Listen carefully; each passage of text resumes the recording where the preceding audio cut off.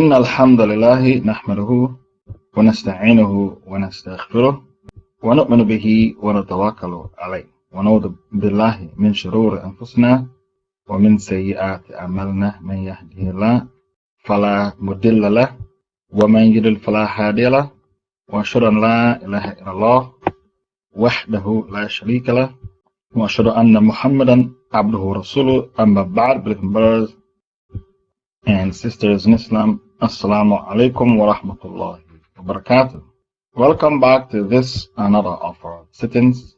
As it was advertised by the admins, today we shall be covering the tafsir of Surah Masad. The word Masad means rope or palm fiber. The Arabs call the rope that they use to pull things a masad. So the word masad means palm fiber. That is the literal meaning of the word Masad. This surah was revealed in Mecca. It has the characteristics of the Meccan surahs. Surah 111.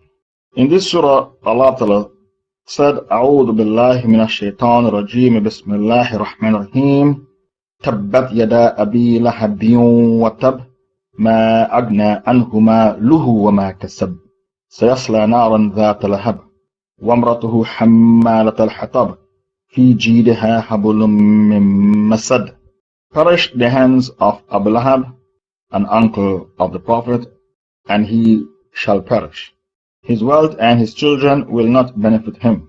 He will be burnt in the fire of blazing flames, and his wife too, who carries wood, thorns of sa'dan, which she used to put on the way of the Prophet, and she used to slander the Prophet.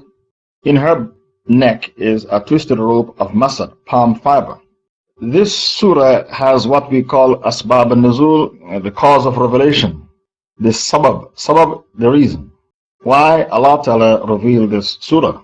When the Prophet was made a prophet by Allah, he decided to invite his tribe to Islam. So he gathered the people on Mount Safa, and he said to them, O people of Mecca, if I tell you that an army is behind this mountain approaching to attack you, would you believe? They said, of course we'll believe. We don't know you to be a liar. Of course we'll believe. Because they used to call the Prophet As-Sadiq al-Amin. As-Sadiq al-Amin, the truthful, the trustworthy. The Prophet never lied before he became a prophet or after he became a prophet. And even when he used to crack jokes with his Sahabas, he used to speak the truth. Even when he was joking, because prophets don't lie. So they said, of course we will believe you. Then he said, I gathered you here today to tell you that there is no God but Allah and Muhammad is the messenger, his messenger. The people of Mecca were contemplating what the Prophet said. They were thinking about it, whether or not to embrace it, his message. They were contemplating and thinking about it. While the people were thinking about it, Abu Lahab screamed out, is that what you gather us here today to waste our time? Is that what you want to do to waste our time? Taban lak, may you perish. So with his outburst, Taban lak, may you perish, Allah revealed the surah, Tabbat yada abi lahabiyun wa tab. Perish the hands of Abu Lahab, an uncle of the Prophet, and he shall perish. Ma agna anhu maluhu wa ma kasab. His wealth and his children will not benefit him. Sayasla naran dhat lahab. He will be burnt in the fire of blazing flame. Wamra'atuhu hammalat al-hatab. And his wife too, who carries wood, thorns, that she put in the way of the Prophet to hurt the Prophet, and she also slandered the Prophet. Fi jidiha habulum min masad. She will have around her neck a twisted rope of palm fiber. So this is called Asbab al-Nuzul, cause of revelation. This is a story why Allah revealed this surah. Now let us explain it ayah by ayah. Tabbat yada abi lahabin wa tab. Perish the hands of Abu Lahab. Abu Lahab was an uncle of the Prophet, and he was fluent in Arabic, and he was from the tribe of Quraysh. Even though he was fluent in Arabic and from the tribe of Quraysh, his Arabic did not save him from kufr. His Arabic didn't save him from kufr, and also his tribe, being from the most noble tribe, Quraysh, the descendants of Abraham and Ismail, his tribe didn't save him from kufr, because Allah guides whom He wills. Whenever you debate with an Arab who believes in democracy, he always say, I am an Arab, I know more. And whenever you debate with an Arab who says Allah is not above the arsh, he always say, I speak Arabic, I know more. This Arab who has wrong, crazy ideology, he is like Abu Lahab. Because Abu Lahab, with all his Arabic, still he had a crazy ideology. So this Arab who is preaching democracy and say democracy is shura, and this Arab who is saying Allah is everywhere, Allah is not above the arsh, He is everywhere. He is a carbon copy of Abu Lahab, because he is fluent in Arabic, yet his Arabic did not save him from kufr, shirk and zandaqa. His Arabic didn't save him from kufr, from shirk or zandaqa. Now Abu Lahab was from the family of the Prophet biologically. But is he Ahlul Bayt? He is not Ahlul Bayt. So even though he was from the Prophet's family biologically, he is not Ahlul Bayt, because he died a kafir. And don't forget when Noah saw his son drowning and he cried out for Allah to save his son, Allah rebuked him and Allah Ta'ala said, he is not from your family. Innahu laysa min ahlik. Surah 11 verse 46. Surah 11 verse 46. Allah said what? Innahu laysa min ahlik. That boy you are crying out for, he is not a member of your family, because he's a kafir. So even though Abu Lahab was from the Prophet's tribe, the Prophet's family, he was the Prophet's flesh and blood, he wasn't considered Ahlul Bayt because he was a kafir. Just a minute, brothers and sisters.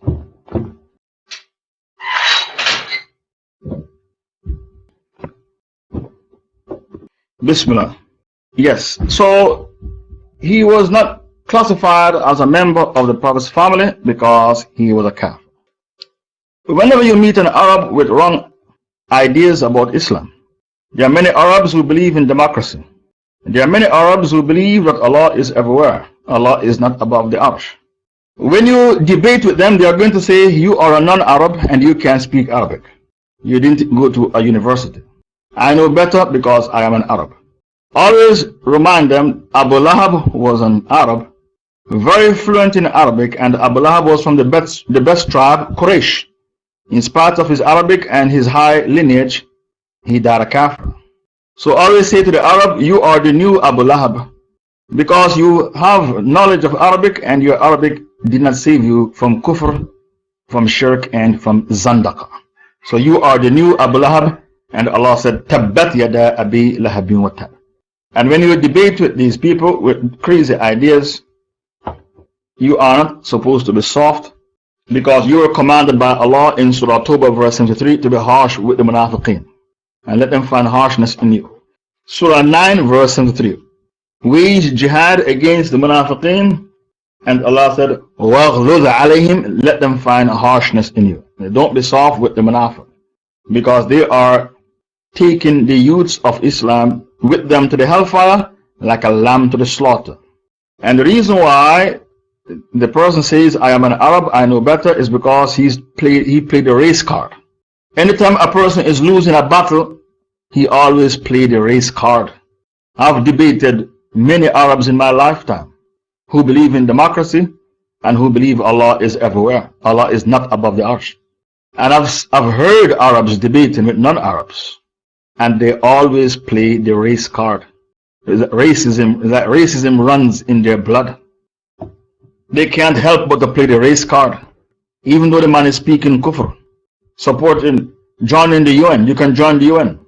It is halal to join the UN. The Prophet Muhammad signed the Treaty of Hudaybiyah. When the Prophet signed, it's just like joining the UN. An Arab said that to me on Pal Talk.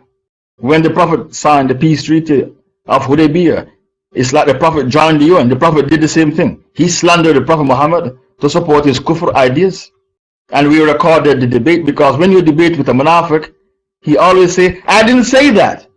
You're lying on me. I didn't say that. Every munafiq speaks like that. So you can't debate with a munafiq unless it's recorded.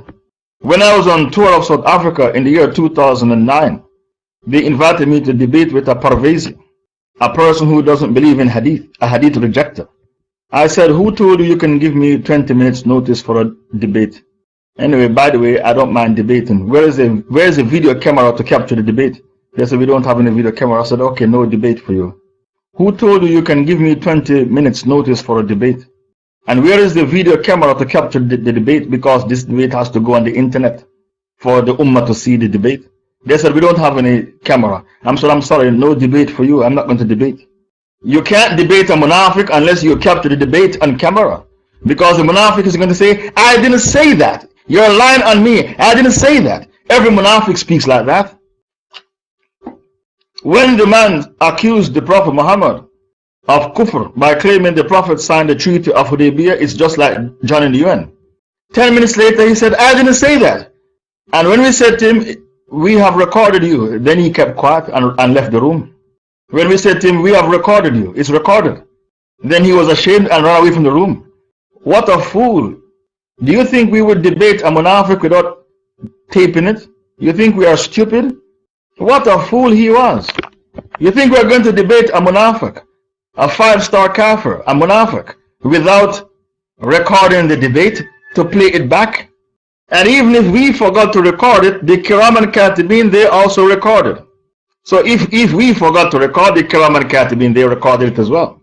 We are going to explain the ayahs, ayah by ayah. So Allah Ta'ala condemns Abu Lahab to the hellfire.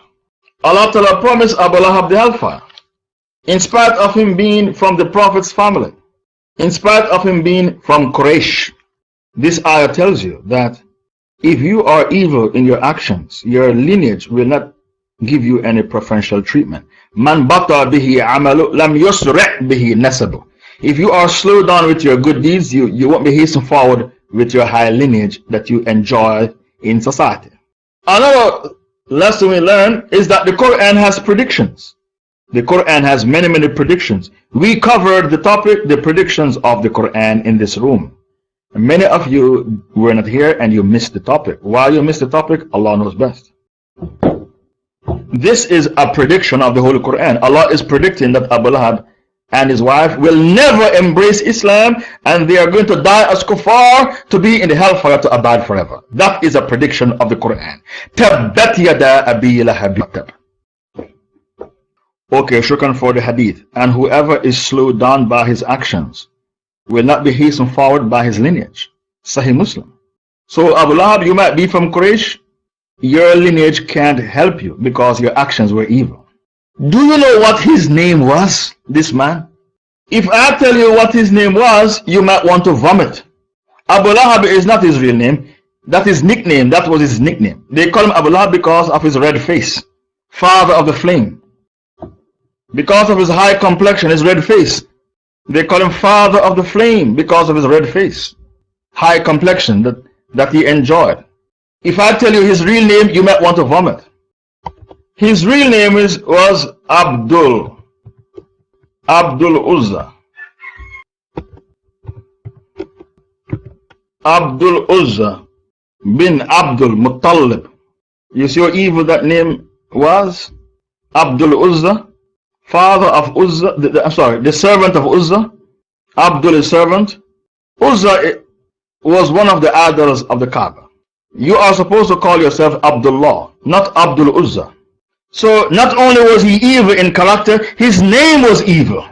And the Rasul said, give your children good names, because Allah will call them by their names on the day of judgment. One of the rights your child has over you is that the child should be legitimate. Not a bastard child, a legitimate child, born from a marriage. That's the first right the child has over you. And the second right, for you to give the child a good name. Narrated by Abu Darda, the Prophet said on the day of resurrection, you'll be called by your names and your father's name. You'll be called by your name and your father's name. So give yourselves good names. That is the hadith. Look at his name, Abdul Uzza. What an evil name. And the best names are Abdullah and Abdurrahman. Anything that says Abdul is loved by Allah. The Prophet said, what's your name? He said, my name is Abdul Shams. The Prophet was offended. And the Prophet changed his name to Abdurrahman. You can't call yourself Abdul Shams, the servant of the Shams, the sun. That name is shirk. Ma agna anhu maluhu wa ma kasab. Why Allah said that? Ma agna anhu maluhu wa ma kasab. His wealth and his children will not benefit him. Do you know why? When the Rasul used to give him the da'wah, to invite him to Tawheed and warn him about the hellfire, he laughed at the Prophet. He said, ha, ha, ha, ha, you're threatening me with the hellfire. I have enough money to buy my way out of the hellfire. He said he has enough money to buy his way out of the hellfire. I can pay my way. He used to make a mockery. I have enough money to buy my way out. How can you try to bribe Allah to save you from the hellfire? That shows the pride and the arrogance the man had. Why did he scream out and said taban lak to the Prophet? He had to close his shop to go and listen to the Prophet's speech. And he thought by closing his shop to go and listen to the Prophet, he's losing sales. So he said, is this what you call us here to waste our time? Taban lak, may you perish. He didn't want to close his shop. Why was he so vehement against the message of Tawheed? Don't you know why? He used to sell idols in the shop. Didn't I tell you a million times that shirk is a multi-billion-dollar business? Shirk is a multi-billion-dollar business. They build monuments over the graves and they collect money to build the monuments, and then they collect money to refurbish the monuments, and they charge you money to buy drapes to put over the grave, and they charge you money to make tawaf around the graves. They're making a lot of money from their shirk. If you go to Pakistan to preach Tawheed, they're going to say, the Wahhabis have come, the Wahhabis have come. The Maulanas will pay somebody to kill you. The Maulanas in Pakistan will pay somebody to kill you, because shirk is a multi-billion-dollar business. Abu Lahab was making money from his shirk because he sells the idols. Lat, Uzza, Hubal, Manat. He sells them in his shop. When people come to Mecca, to make Hajj, he sells them the idols. Narrated, when the verse, and warn your tribe of near of kindred. The messenger of Allah went out, and when he ascended Mount Safa, he shouted, O Sabaha, the people said, who is that? Then they gathered around him, whereupon he said, do you see if I inform you that cavalry are approaching up the side of this mountain? Will you believe? They said, we have never heard you telling a lie. Then he said, I am a plain warner to you of a coming severe punishment. Abu Lahab said, may you perish, you gathered us only for this reason.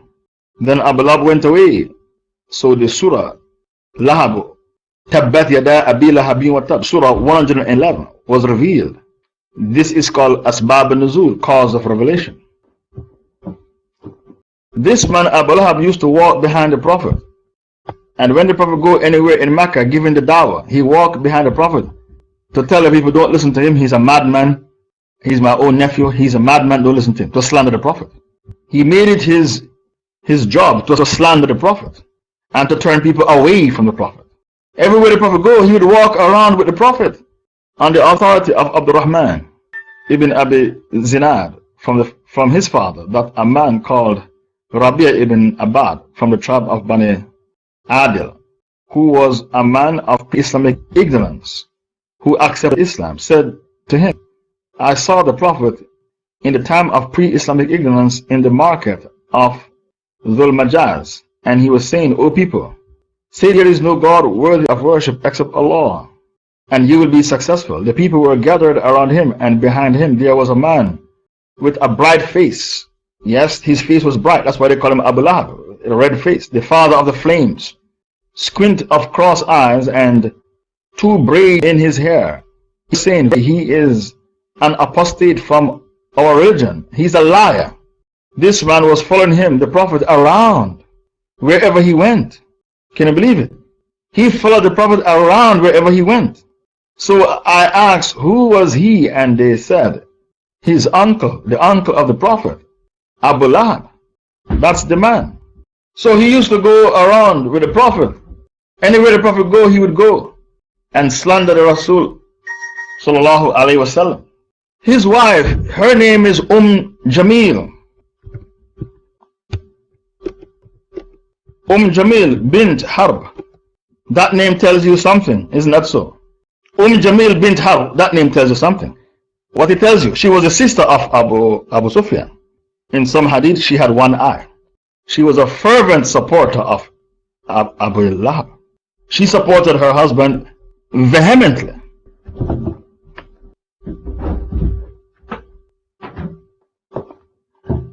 She used to put thorns under the sand to hurt the Prophet.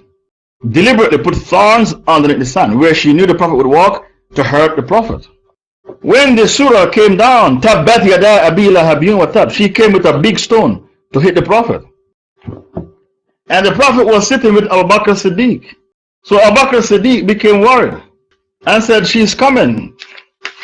What if she sees you? And the Rasul said, Innaha lan tarani. The Prophet said, Innaha lan tarani. She will never see me. She will never see me. And the Rasul read Surah 17 verse 45. And when the Prophet read Surah 17 verse 45, it screened her from the Prophet. It screened the Prophet from her. It screened the Prophet from her. Surah 17:45. وَإِذَا قَرَأْتَ الْقُرْآنَ جَعَلْنَا بَيْنَكَ وَبَيْنَ الَّذِينَ لَا يُؤْمِنُونَ بِالْآخِرَةِ حِجَابًا مَسْتُورًا. Surah 17:45. And when you, Muhammad, recite the Quran, we put between you and those who believe not in the hereafter an invisible veil, or screen their hearts so they hear not nor understand it.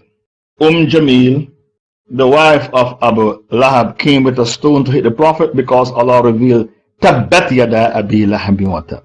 The surah hit her like a boulder. It hit her like a boulder. She came with a rock to hit the Prophet. Abu Bakr was worried. What if she sees you? The Rasul said, Innaha lan tarani. Verily she will never see me. And the Rasul read Surah 17 verse 45, and the Prophet screened himself from her with this surah. There are many lessons to be learned from this surah. Abu Lahab was so vicious with his slander against the Prophet. He used to go to the gates of Mecca, and when the people come to Mecca for pilgrimage, he would say, when you enter the city, you're going to see a man named Muhammad. He's a madman. He's a liar. He's an apostate from our religion. Don't listen to him. He leave no stones unturned to slander the Rasul sallallahu alaihi wasallam. He left no stone unturned to slander the Rasul sallallahu alaihi wasallam. So because of his slander, continuous slander, Allah revealed, وَيْلٌ لِكُلِّ هُمَزَةٍ لُمَزَةٍ الَّذِي جَمَعَ مَالًا وَعَدَّدَ يَحْسَبُ أَنَّ مَالَهُ أَخِرَ. Woe be unto every slanderer and backbiter. Surah 104. Who gathers wealth and counts it, thinking his wealth will make him last forever. كَلَّا لَيُنْبَذَنَّ فِي الْحُطَمَةِ. We shall throw him to the crushing fire. We shall dump him in the crushing fire. Do you realize in Surah 104, Surah Humazah, Allah spoke about wealth. And in Surah Masad, Allah spoke about wealth. Because the people who were slandering the Prophet, they were the rich and famous of Mecca. They were the elite of Mecca. And they thought that their wealth will make them become immortal, invincible, and their wealth make them become untouchables. That's what they thought.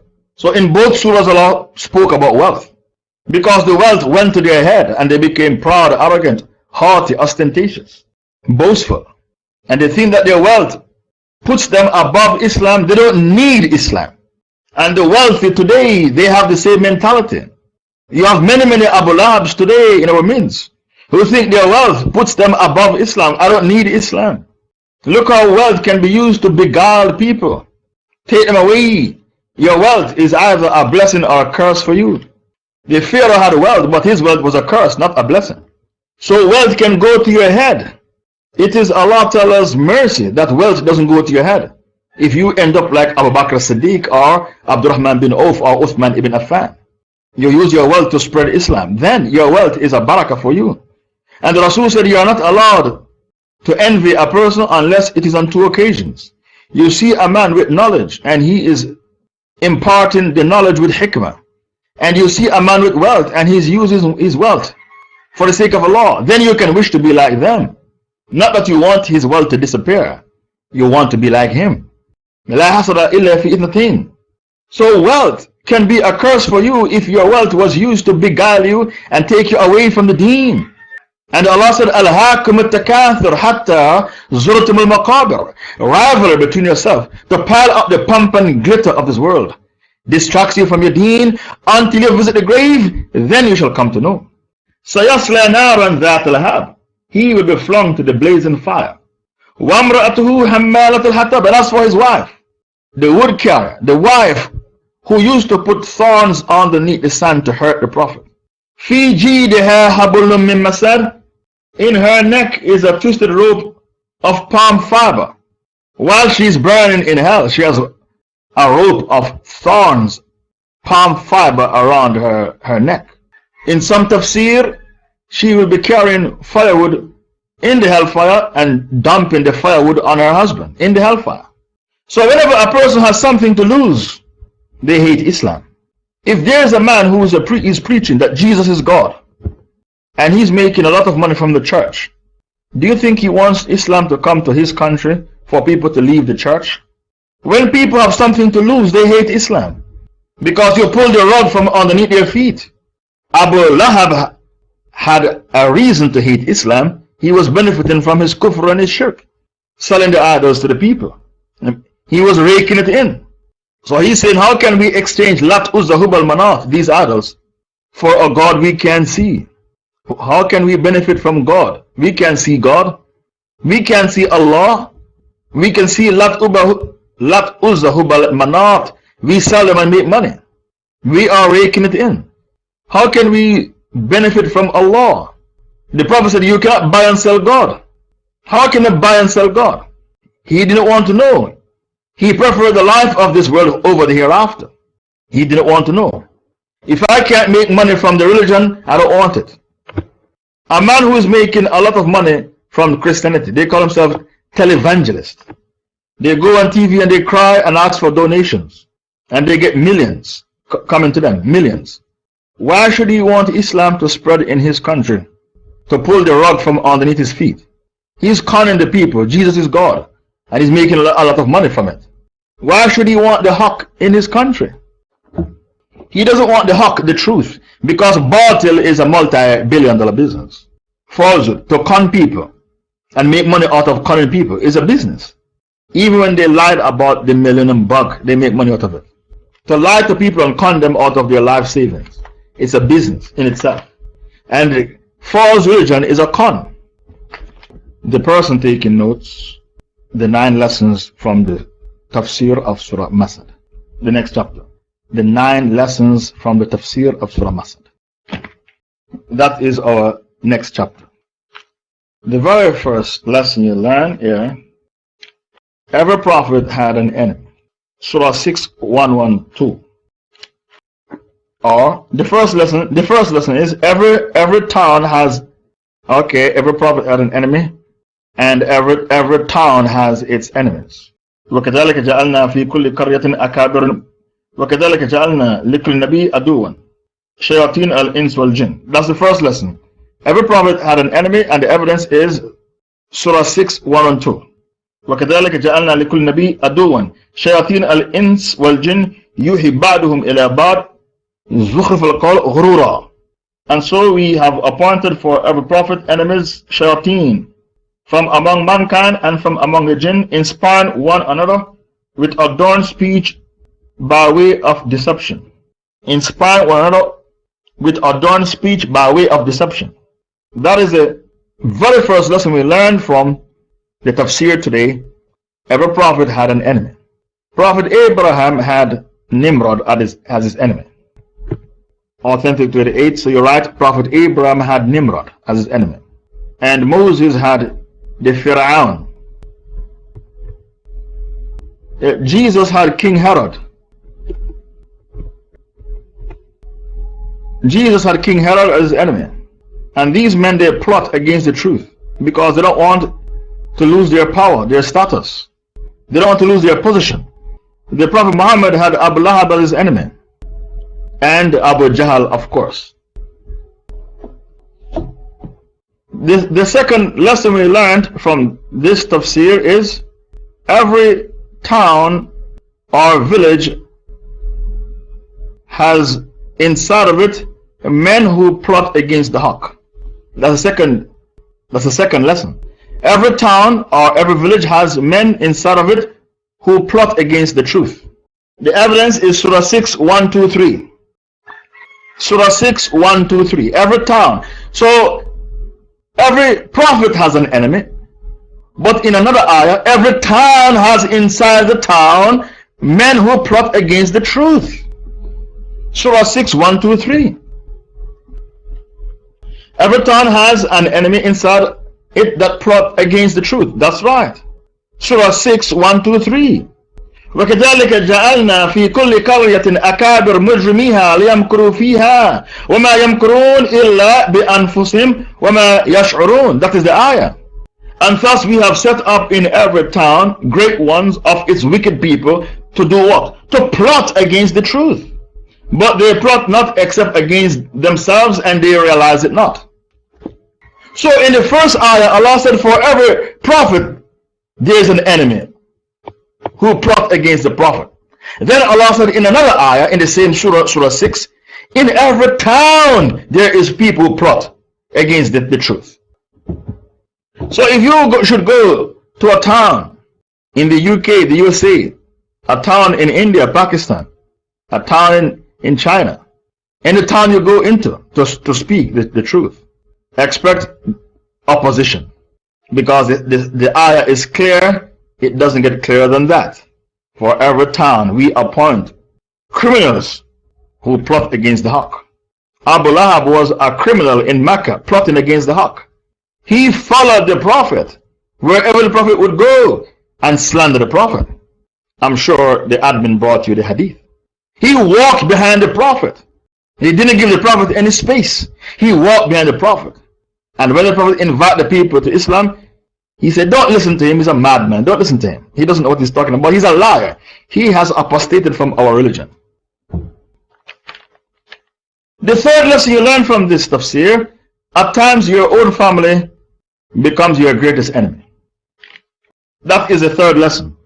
At times your own family becomes your greatest enemy.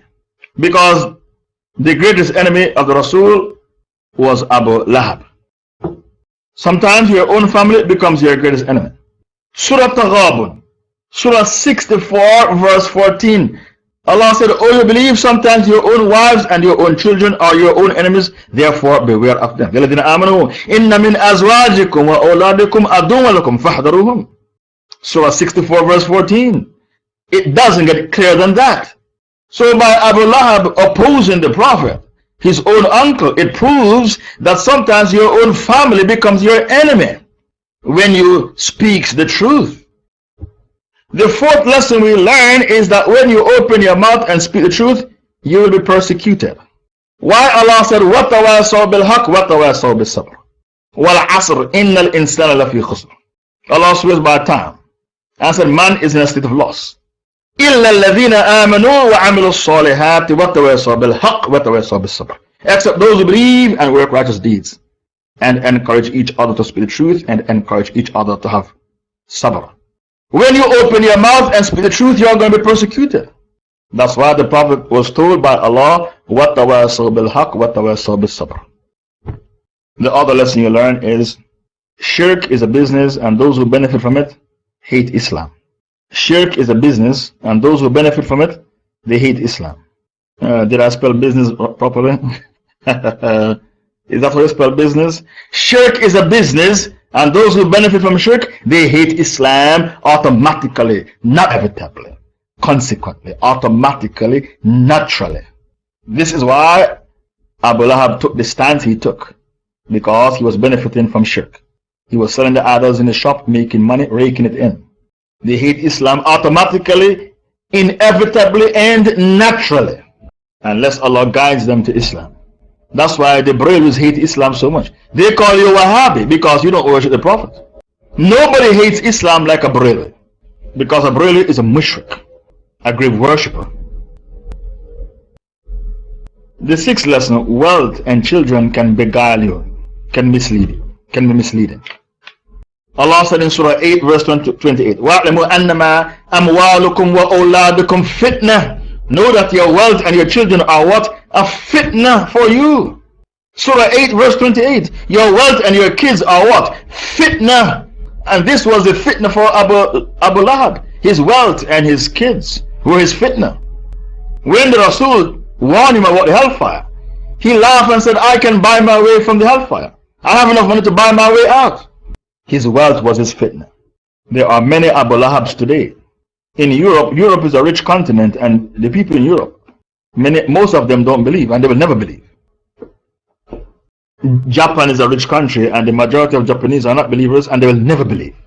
America is a rich country, and the majority of Americans are not Muslims, and they will never believe. Wealth is a fitna. Wealth seals the heart of the person. Allah warns you in the Quran, Surah 8 verse 28, وَاعْلَمُوا أَنَّمَا أَمْوَالُكُمْ وَأَوْلَادُكُمْ فِتْنَةٌ. And know that your possessions and your children are but a fitna. And surely with Allah is a mighty reward, and that is the paradise. Abu Lahab's fitna was his wealth. And because of that, Allah said, مَا أَغْنَى عَنْهُ مَالُهُ وَمَا كَسَبَ. The word kasab means, since Allah mentioned the word kasab, let me tell you what kasab is. Kasab means your kids. Kasab means your kids. That's the tafsir. The 7th lesson from this tafsir, brothers and sisters. Do you realize Allah said, وَامْرَأَتُهُ حَمَّالَةَ الْحَطَبِ. And his wife, the wood carrier, who used to put thorns under the sand to hurt the Prophet. Allah mentioned his wife in the surah. So what is the 7th lesson? Every set of people, every sect has their women to support them in their kufr. Every sect has their women who fervently support them in their kufr. The Jews use their women. The Jews use their women to further their cause. The Jews will plant a pretty Jewish girl on you to get your secrets because she's a Zionist. The Christians have their women. The Buddhists, the Sikhs, the Hindus. Every sect has their women who fervently support their kufr, and because of that Allah said, وَامْرَأَتُ حَمَّالَةَ الْحَطَبِ فِي جِيدِهَا حَبْلٌ مِّن مَّسَدٍ. That is the 7th lesson you learn from this tafsir today. When the Jews bombed the Iraqi reactor, how did they find out where the Iraqi nuclear reactor was? They gave the Iraqi scientists prostitutes with blue eyes and blonde hair and alcohol. And when he saw the blue eyes and blonde hair, he told them where the Iraqi nuclear reactor was. And they went and bombed it in the 1980s. I think 1985. Every group, every sect has its women who fervently support their kufr. And because of that, Allah said, وَامْرَأَتُ حَمَّالَةَ الْحَطَبِ فِي جِيدِهَا حَبْلٌ مِّن مَّسَدٍ. This is one of the crucial lessons you learn from this tafsir here today. So what is the 8th lesson we learn from this tafsir? Now you know what is the 7th lesson. What is the 8th lesson? The 8th lesson is that this is a great prediction of the Holy Quran. That Abu Lahab and his wife will never take shahada. They are going to die as kuffar to be in the hellfire forever. This is one of the great predictions of the Holy Quran. That is the 8th lesson. If you were a Sahaba living in the time of the Prophet, and you hear Allah reveal, تَبَّتْ يَدَا أَبِي لَهَبٍ وَتَبَ مَا أَغْنَى عَنْهُ مَالُهُ وَمَا كَسَبَ سَيَصْلَى نَارًا ذَاتَ لَهَبٍ وَامْرَأَتُهُ حَمَّالَةَ الْحَطَبِ فِي جِيدِهَا حَبْلٌ مِّن مَّسَدٍ. You were living in the time of the Prophet, and Allah Ta'ala revealed this surah 111, in which Allah said, perish the hands of Abu Lahab and he will perish. His wealth and his children will not benefit him. He shall be flung to the blazing fire. And his wife, the one who carries the wood, the thorns to harm the Prophet and slander the Prophet, will have around her neck a twisted rope of palm fiber. You were a Sahaba living in the time of the Prophet, and you heard Allah reveal this surah, and then you approach Abu Lahab to invite him to Islam. It means you do not believe in the Holy Quran. You are not a believer. You are yet to be a Muslim, because a Muslim believes in the Quran. So when Allah revealed this surah, no Sahaba approached Abu Lahab to invite him to Islam for him to take his Shahada. Khalas, he's finished. He's done and dusted. He's done and dusted. His fate is sealed. His fate is sealed. There's no hope for him. The surah is saying there is no hope for him. Abu Lahab was not the only kafir who Allah predicted the hellfire for. Another kafir who Allah predicted the hellfire for was Walid ibn Mughira.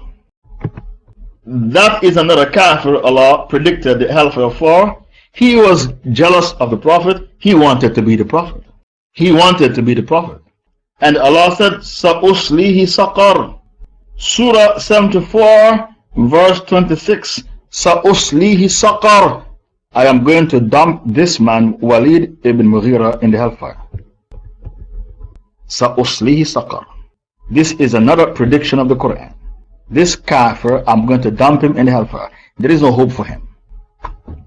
Surah Masad is one of the predictions of the Holy Quran, one of the greatest predictions of the Quran. Tabbat yada abi lahabin wa tab. All it took for Abu Lahab to prove to the world that the Quran is a fake book, a false book. Listen carefully to this point. And this is the other point, point number 9. All it took for Abu Lahab to prove to the world that the Quran is a fake book, a false book, was to come forward and say, today I'm going to become a Muslim. All it took for Abu Lahab to prove to the world that the Quran is a fake book, a false book, a book that has fake predictions, was to come forward and say, today I've decided to become a Muslim. But guess what? He couldn't do it. He couldn't do it. You know why? Because the Quran is not a fake book. All it took for Abu Lahab to prove that the Quran was fake was for him to take Shahada. But he couldn't do it. Because it's a prediction. And what is the prediction? Tabbat yada abi lahabin wa tab. Abu Lahab is in the hellfire. He shall perish in the hellfire. That is the other lesson you learn from this tafsir. Number 10, to slander the torchbearers of the truth is the way of the kuffar. To slander the torchbearers of the truth, that is the modus operandi of the kuffar. To slander the torchbearer of the truth, that is the modus operandi of the kuffar. It is a strategy of the kuffar, and it is called what? Propaganda warfare. And because of that, Abu Lahab went to the gates of Mecca to slander the truth and to slander the torchbearer of the truth. And because of that, Allah said in Surah 61 verse 8, يُرِيدْ لِيَدْفِئُوا نُورَ اللَّهِ بِأَفْوَاهِهِمْ وَاللَّهُ مُتِمُّ نُورِهِ وَلَوْ كَرِهَ الْكَافِرُونَ. They seek to put out the divine light of Allah with their mouths. But Allah shall forever brighten His light, even though the kuffar, they hate it. To slander the torchbearer of the truth, that is the modus operandi of the kuffar. That is the way of the kuffar. Just a minute, brothers and sisters. Is it emergency? Yeah, I'm giving a speech in 1 hour. The final lesson we learned from this tafsir is, and this is the final lesson, Authentic Tawheed 5, could you doctor the notes? It's supposed to be the 11 lessons that we learn. The final lesson we learn is that your name has a profound effect on your character and personality. Authentic 38, the final lesson. Your name has a profound effect on your character and personality. Abu Lahab, his real name is Abdul Uzza. That's his real name. Abdul Uzza. Father of Uzza, the idol. One of the idols of the Kaaba. What an evil name. The Rasul said, call your kids good names, because on Judgment Day, Allah will call them by their names. Your name has a profound effect on your character and personality. Abu Lahab, his name was Abdul Uzza, the servant of Uzza, an idol. What an evil name. When the Rasul met Abu Hurairah, he said, what's your name? He said, my name is Abdul Shams. The Prophet said, that's not your name, Abdul Shams. Your name is Abdul Rahman. He changed his name on the spot. The Prophet changed his name on the spot. Because Abdul Shams is kufr and shirk. You cannot call yourself Abdul unless it is Abdullah, Abdul Rahman, Abdul Haq, Abdul Kareem. You can't call yourself Abdul Muhammad. That's haram. Sufis do that. Call themselves Abdul Mustafa. That's the goofy Sufis who call themselves Abdul Mustafa. Mustafa means the Prophet Muhammad. That's haram. These are the 11 lessons that we learn from the Tafseer of Surah Al Masad. Tomorrow we will do Tafseer Surah Adiyat, because the first one was not done properly. The admins complain it has background noise of electric fan. So tomorrow we'll do Tafseer Surah Adiyat. You are invited to the room tomorrow, UK time, for the Tafseer of Surah Adiyat. And just a minute, I think something else has been advertised. Surah Naziat. Okay, we will do Surah Adiyat. Today is Tuesday, Wednesday. Thursday we'll do Tafseer Surah Adiyat. Thursday. Khair, inshallah ta'ala. That is the tafsir. I'm not taking any questions. Subhanaka Allahumma wa bihamdik. Nashhadu an la ilaha illa anta nastaghfiruka wa natubu ilayk.